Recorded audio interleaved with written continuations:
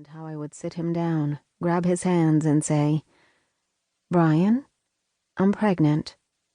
I practiced those two sentences over and over until it felt ridiculous, and then I turned on the TV.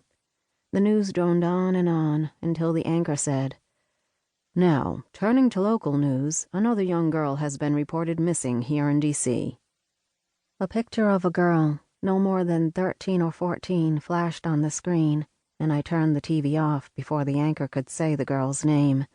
That was certainly not something I wanted to hear right now. Before I could find another distraction, I heard the slam of another car door. I froze, though I still wasn't sure if it was Brian until... "Are you working on your rebound, Matt?" my husband asked our teenage neighbor. There was a pause, and then his voice again. "Yeah, okay. Meet me at the gym around noon tomorrow." I began counting the seconds from him locking the car to walking up the 6 steps to the checking the mailbox. His keys jingled as he opened the door, and I was still frozen in place on the sofa. 1, 2, 3. "Shell, I'm home." Once he turned the corner and saw me lying on the couch, he belted out, "I'm just a bachelor, looking for a partner." Brian wiggled his non-rhythmic hips and began moving toward me as though his alter ego name was Be Fine, because he was fine, all 5 feet and 9 inches of him. He'd played college football, and the girls used to flirt with him, telling him that he looked like Emmitt Smith. It was true. It was his smile and his complexion. But although he could run that ball, he could never really dance. Usually, if a guy couldn't dance, I would never let him get past first base.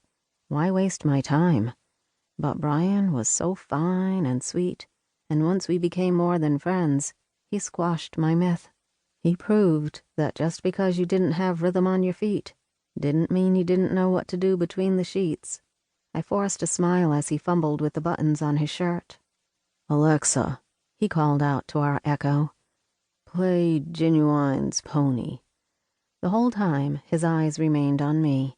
Brian pulled and tugged at his cufflinks. You'd think they were glued onto his shirt, because they wouldn't come off. But he didn't care. His goofiness and pretend ineptness was all part of the fun. Then he crouched down, got on his hands and knees, and crawled the rest of the way to the couch. But right before he reached me, he shouted, "Ouch!" He picked through the carpet, then held up the pushpin that had stabbed his hand. I couldn't help but laugh. "Luckily you only strip for me, babe. Come here and let Mama kiss the boo-boo." "Alexa, turn it off. My entertainment for this evening is done." Brian took his shoes off and laid down with me. We loved this couch. It held the two of us comfortably. I snuggled under his chin. This was my sweet spot. After a few moments, he said, "Usually my striptease act cracks you up. You okay?" I should have known that he'd noticed a difference in my demeanor. "I'm okay," I lied. "Are you hungry? Were you waiting for me to eat?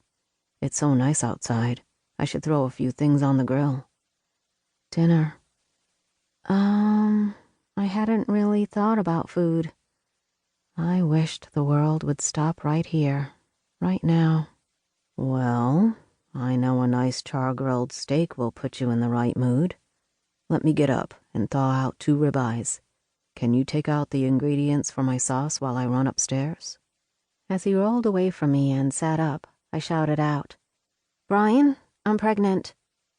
I had tried. Key word. Tried. But I couldn't hold it in any longer. "I'm about 2 weeks late."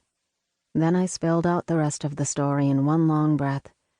"I was working so hard on that grant submission for loving our babies that I didn't even think about it until this morning. I stopped at the drugstore on my way home and picked up a pregnancy test so that we could take it this evening. I knew you'd want to be with me."